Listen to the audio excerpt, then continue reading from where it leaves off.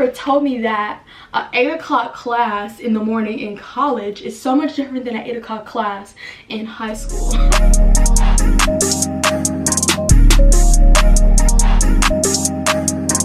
Welcome back to my channel. It's Hayden and today I'm back with another video. Today's video is going to be my experience at UCLA and also giving you guys some advice and tips and tricks on how to succeed with your academic and social life at any college that you go to. This is specifically going to be like me telling you guys how my experience was and then basically giving you guys just advice so that y'all don't make the same mistakes that I did. So I have a lot of notes on my phone, so I'll be reading from my phone. And before I even get started, please don't forget to hit that subscribe button and make sure you guys hit that bell so that you never miss another video that I post. I hope you guys enjoy this video, so let's hop right in it. Before I even get started with my key points that I have outlined on my phone, I'm just going to give you guys a little bit of background. I am a UCLA student. I have been attending UCLA for 3 years and currently I am in my winter quarter of my 3rd year, so I have 1 quarter left before I am a 4th year, which is a senior, so I'll be graduating next year in spring. And I'm honestly so excited to graduate because school has been a drag.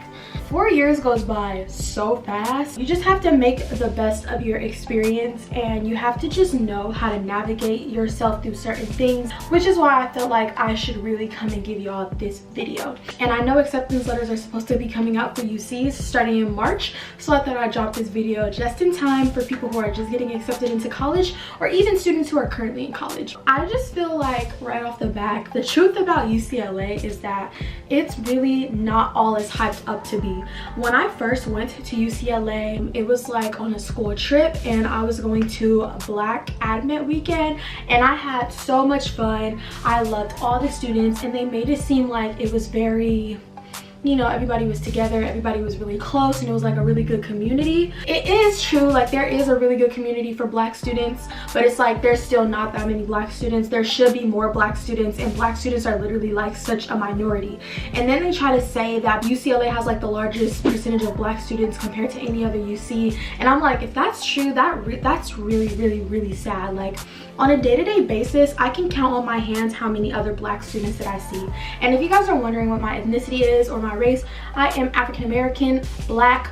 I'm not mixed with nothing else. You want to call me Caribbean, whatever, I'm still Black. I just thought that it would be really important to connect with people who look like me and connect with people who are similar to me. And I just feel like when I came to UCLA and actually started taking classes and stuff like that, it's kind of when I lost that feeling of like general acceptance. And it's not to say like I don't feel like I belong, because I've learned to have a lot of confidence. But of course, if you're watching this and you're about to go to college, it doesn't matter what college you go to unless you go to a HBCU. If you're going to any PWI and you're a Black student, you're probably gonna feel like a minority. And I think my advice that I have to give to students that feel like they are having like the imposter syndrome, which means like you don't feel like you belong and you just feel like, you know, you're left out because you don't see a lot of people that look like you, is to just find your community that you belong in and just get in where you fit in. Even if you can't find like a lot of Black students, join group organizations, get in extracurricular activities, start joining a sport or a club or anything like that, because it doesn't matter what you're like, it matters what your race is, but when you want to find people who are similar to you, you don't only have to look for race. You can look for other things where you have similar interests with other people, or you can look for people who come from similar backgrounds to you. That's really like just the main thing that I had to get off my chest, because people are always asking me all the time like, how do I feel going to UCLA as a Black student? And I feel very confident with myself and I feel like I'm succeeding, but I just really feel like when I was the first year that I really didn't have like a good sense of community. Now I feel like since I've learned how to build my own confidence and I've learned how to get involved in other things outside of like getting involved with people who look like me, I've learned to be open to everyone. I went to inner city high schools where I wasn't really exposed to people that did not look like me, so I was always around other Black students. And then I finally went to like a diverse school and then I really didn't feel like I belonged, so I ended up transferring back to that other school where other students were majority Black. It was like 96% Black students versus I was at another school where it was like 10% Black students. It really just matters like getting in where you fit in, and I just want to put much emphasis on this because it could just be hard going to a PWI as an underrepresented student, as a minority, as a low-income student, as a first-generation student. Any of those things, they all usually intersect. The next thing that I'm going to talk about is overcoming stress. When I first came to UCLA, nobody ever told me it was not going to be anything like high school. Nobody ever told me that it was going to be really hard. Nobody ever told me that an 8 o'clock class in the morning in college is so much different than an 8 o'clock class in high school. These are all really important things that you should remember and take heed of, because when you get to college, like, the transition is so crazy. Maybe it's not crazy for everybody, but a lot of people that I know told me that they had like a difficult transition. But if you went to a good school and you came from a good background, then maybe your transition to your university will be great. Maybe it won't. Everybody's different, and I'm just saying all these things that I'm saying are gonna apply differently to different people. A great way to overcome stress when you're in college is to hang out with your friends, visit back home, get yourself involved in self-care, you know, get a massage, take a walk, put on a face mask, or just take a nap. You know, anything that makes you feel better is what you should do, honestly. Anytime I was exhausted after a long day, when I had like an 8 a.m. class or a 9 a.m. class, when I had too much homework, or when I was just really stressed out about an upcoming exam, I did a lot of these things and utilized a lot of the resources that was offered at UCLA, and it honestly helped so much. Taking a break from my studies when I don't have too much to do is so great, when I can just go and hang out with my friends for a little bit, then return and start studying again. Taking breaks is like super important just for your mental health. If your mental health is not together, you can't be together. Of course, you have to stay on top of things, you have to get good grades, you have to do all these good things, but how are you gonna do any of that if you feel like you're going crazy on the inside? So always make sure you take a break to get your mental health together, because if you don't, I promise you guys will go crazy. On a day-to-day basis, I do talk to students about academic support and social support, so it's not to say that I really don't know what I'm talking about, because I've been trained on a lot of these things that I am telling you guys about, and also my major is psychology, so your girl already feel like she knows what's going on about the brain. So, you know, I'm not saying that I'm a professional or nothing, because I don't got my degree yet, but catch me in a year and I'm a for sure say, oh baby bachelor. Next thing that I'm going to talk about is staying organized. Staying organized is really important in college because it will just help you keep your life together. Before I got to college, I literally never used a calendar. I never wrote down my homework. I would just remember it. Like, I'll just go home and be like, oh yeah, I have homework. Like, I wouldn't set reminders, none of that. But when you get to college, the caliber of college compared to high school is so much different. Like, I'm probably gonna say that so many times in this video, but it's so true. And I'm just telling you guys this based on my experience coming into UCLA as a first year. I was stressed out. I'm here to tell you guys, use your calendar. If you're a UCLA student, you can download your class plan. I'm not gonna go into that, but if you need help and you are like an upcoming UCLA student, you can email me and I can definitely tell you guys how to do so. But I'll show you guys exactly what I mean. So here you can see that my calendar says that I have an exam for my class on Monday, then I have this class at 10 a.m, then I have this class at 2 p.m. and it'll tell me my class, it'll tell me the time I have it, and it'll remind me 15 minutes before I have class. And this is just really great for reminding me what I have to do when I need to do it, because if I didn't, I would be so confused come the day of. Another great thing that I use is my Outlook calendar. Now, I didn't really start using Outlook until I got my job as a peer counselor, because they make us put our schedule on this. But they also have a calendar, and with my calendar on Outlook, I literally plan out my entire day. So I also have my classes on here, but it's not as specific as my regular Apple calendar. I literally plan out my days all the time, and so when I do this, it stays for every day of the week until whenever I don't want it to show up anymore.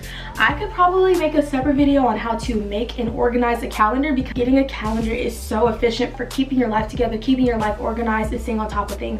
If you don't feel like you can do this on a phone, then just get a little calendar that you can write on and you can draw on your desk. I forgot what it's called, but there's like a notebook where you can literally, you know, just write out your days. If you don't want to do it on your phone, just do it in a notebook. If you don't want to do it on a notebook, just write it down on like a little board, a little dry erase board.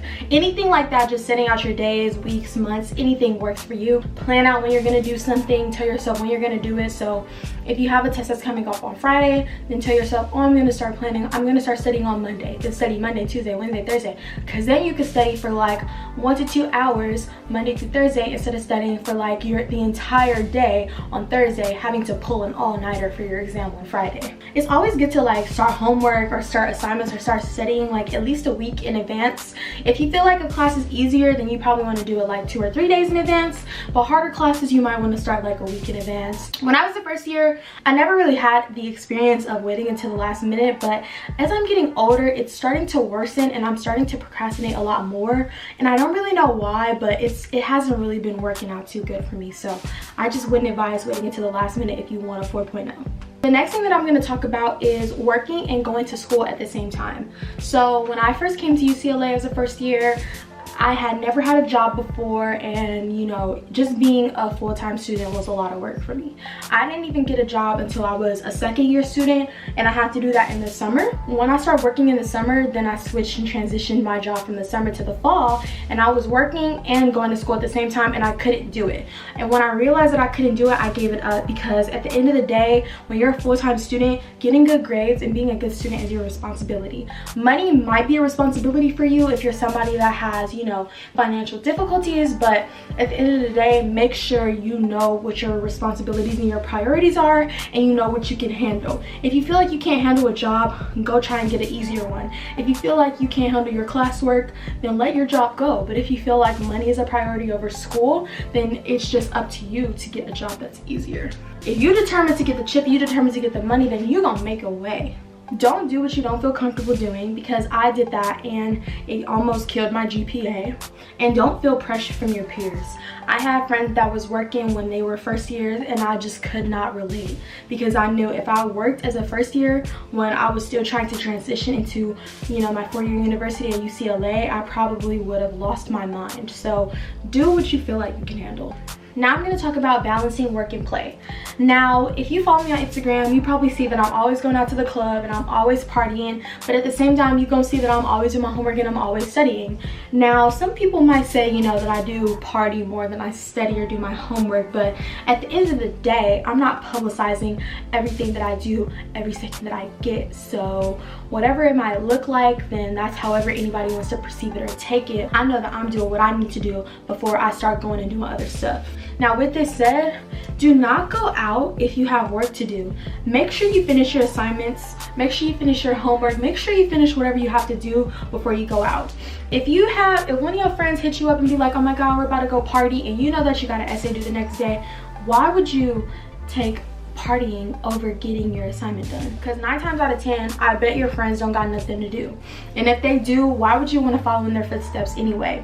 You want to set the bar, you don't want to lower it, okay? So don't go and slack off just because your friends are doing it. You want to be the person who are surrounding yourself by people who are going to make you do better. So if you do have friends that consistently try to get you to go out and party and do things when they know that you have responsibilities and things that you need to get done, switch up your friend group.